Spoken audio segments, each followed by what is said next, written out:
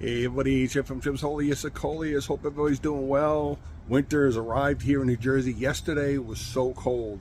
I think it dropped to like 18 overnight, but it was just such a really cold day. You know, it's funny, by the shore here, it's so different. Like my backyard and front yard have two different weather patterns. It's usually brutally cold back here, so I'm sort of wide open. I don't have much, really have any trees. The ocean is right there, and the bay is right there. So it's just in the summer it gets really hot back here, obviously with no little shade. But it was just so cold yesterday. Didn't do much, not at all. So anyway, the craft fair I did, not bad. I mean, the thing is with seeds and planting and so forth, this time of year people really aren't thinking about planting plants and so forth. But it was a good opportunity for me to get my name out more, pass on my Jim's Coleus YouTube channel, my eBay listing, to try something new. I did sell. I sold quite a few pots, not a lot, and some seeds, but it was still a good day anyway. I enjoyed myself, and what was really great about it is that all the middle school kids, some of them I knew actually from the farmers market. These aren't 9-year-olds. These are 14, 15, 16-year-olds, right before 7th and 8th graders.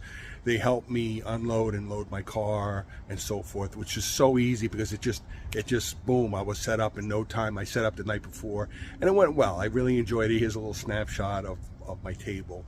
It wasn't unlike my the farmers market, so it gave me some ideas, and I put together a few things for the farmers market, so it went well. But because of this time of year, I'm going to do another craft fair, but I'm going to wait until probably towards the end of January, when maybe people start thinking about spring and so forth. So nothing's lost. I got plenty of seeds. Speaking of seeds, Jim's Coleus seeds on eBay. I got 3 different types of Coleus listings. I have a 12-pack, 8-pack, and a newer listing. I have a single surprise mix for $5.99, and it's free shipping. Right, get them right out to you. These are perfect stocking stuffers for yourself or for somebody, a family member or somebody you know that maybe loves plants, something a little different. Maybe they really have never grown Coleus. And the good thing is about it, you get the seeds, you get me. So whoever you give it to, you give them my card, which I include in it, and then they can follow me. And if they have any questions on how to grow Coleus from seed, take care of them through the season, they get me with that for free. So it's not a bad deal. It is not a bad deal. I mentioned I've been neglecting my YouTube channel, not because I want to, but because been busy getting into the new routine of being retired, my first fall and winter, so I'm still feeling out life. And it is different. I'm busy. I wake up at 6 a.m. and before I know it, it's midnight, and I'm like, where did the time go? So I keep myself plenty busy. No complaints here. A few moments later. Overwintered Coleus, and that's it. But anyway, I'm going to show you my cuttings and see how your cuttings are doing.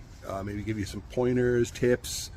Again, if you're interested in cuttings, I think Coleus, that's probably the most interesting thing, great things about Coleus is how you can cut.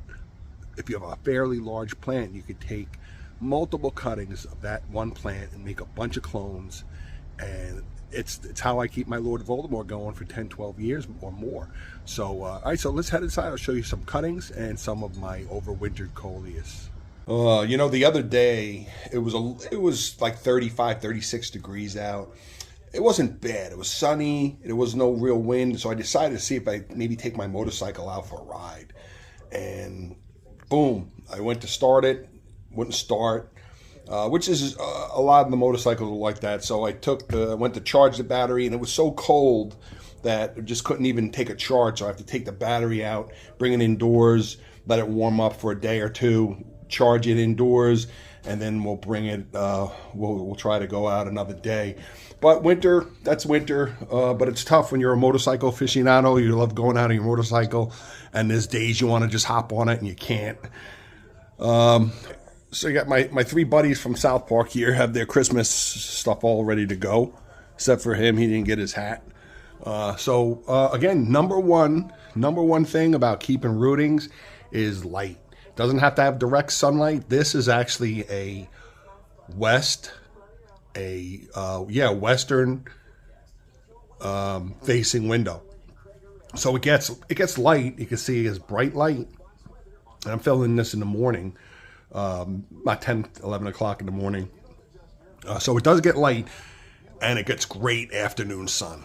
Now in the winter rather, the sun is very low, so it doesn't get really, it doesn't bake. Winter sun is very mild anyway, but it gets plenty of bright light, and the Coleus rootings.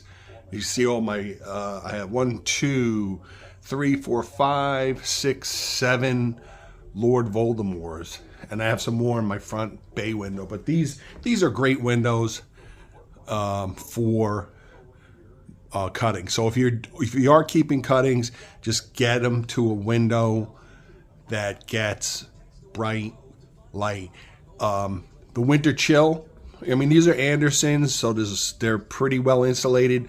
But on nights like we had the other night, there's a little bit of a chill, but it's not a chill that's going to kill the plant. It's not a freezing chill. It's no different than how florists keep their plants in a refrigerator. It keeps them well chilled. So these do perfectly well here. They do great on this window. Just keep up on the water. I don't rinse them. Years ago, I used to spend a lot of time rinsing them out and putting fresh water in. I don't do that as much. If I see, and again, I like these colored clear vases that I get at the dollar store. If I see that the water looks really dingy or dirty, and there's a lot of debris, the leaves fall, they die. I mean, that's natural with your rootings. So if you see leaves getting brown and crumbled and they drop, you're not doing anything wrong. They're not. It's not that it's an unhealthy plant. It's just natural during the winter time. These fall plenty. I just cleaned up everything here, vacuumed them. So, but yeah, if you see leaves stuck in the roots or the water looks a little murky, then I'll rinse them out. I don't go crazy with the root ball. Root balls over time will develop a root hormone, so I don't mess with them much. I'll just change the water out once in a while, but most of the time I just I top it off, top the water off. I don't use, my water's fine here. I don't use distilled water. You can, if you're only keeping a few rootings, you can use distilled water.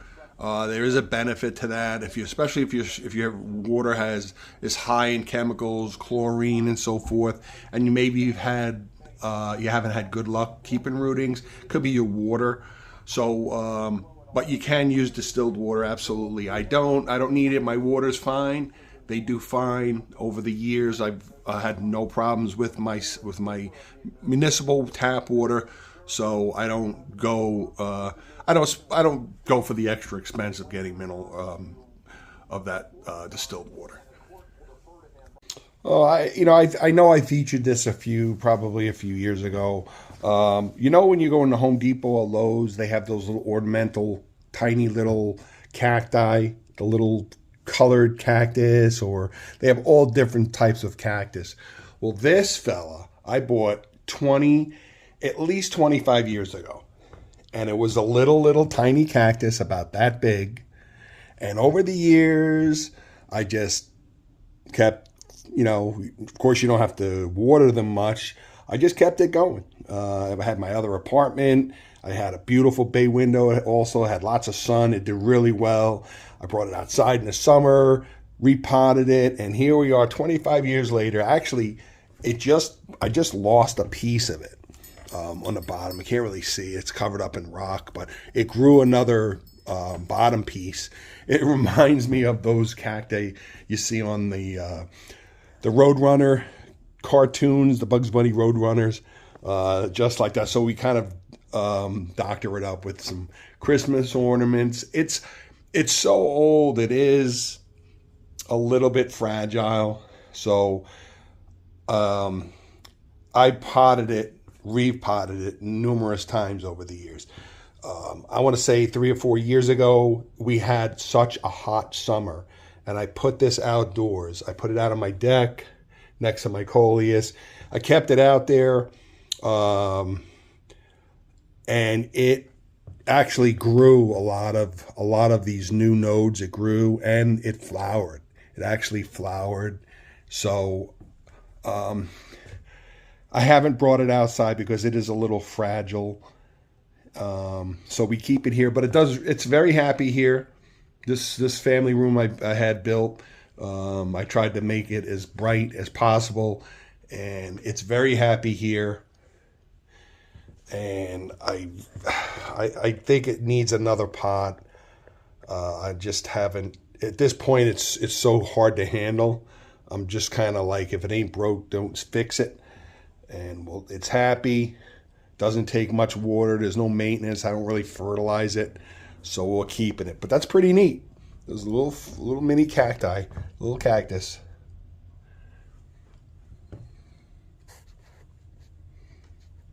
And here's my Christmas tree. Real simple Christmas tree. I love old radios. Oh, let's put our fireplace on here. And this is a real, it's a 1931 Philco radio. It was restored probably decades ago. I got it at an antique shop. It does work. I don't really play. I don't mess with it. It's got some old tubes on it, and some of the wiring is kind of old. But I made this Christmas video, and I'm going to play that for you now with one of my favorite singers, Vera Lynn.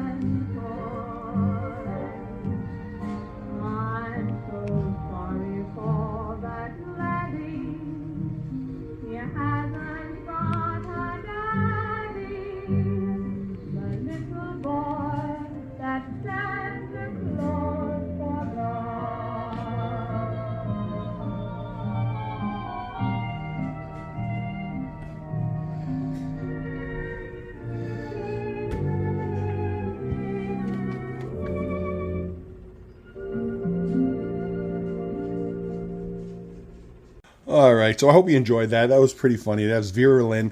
You know, I used to keep in touch with Vera Lynn, believe it or not. She if you aren't familiar with Vera Lynn, she lived to be 102, 103. We actually corresponded, letters. I'm going to actually show you that real quick. She wrote me a nice letter, some pictures. I have a great uncle of mine that was in a big band here in the 30s and 40s. And she knew him. She didn't know him as a great friend, but she was familiar with him. But anyway, I have an old songbook too from the 40s from her. But anyway, here's that Darth Vader mosaic, kind of Darth Vader. This is from a cutting. I actually took this from one of the giant ones.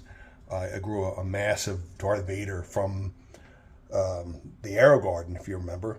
And I actually sold that, and this sort of like a mosaic. It's got a lot of mosaic in it and some Darth Vader. So I brought that to the only one I wanted to bring. This one I should have brought this one here, but I didn't want to bring a lot of plants. My table was pretty packed. But again, this is my bay window and more Lord Voldemort's, and I have a fishnet.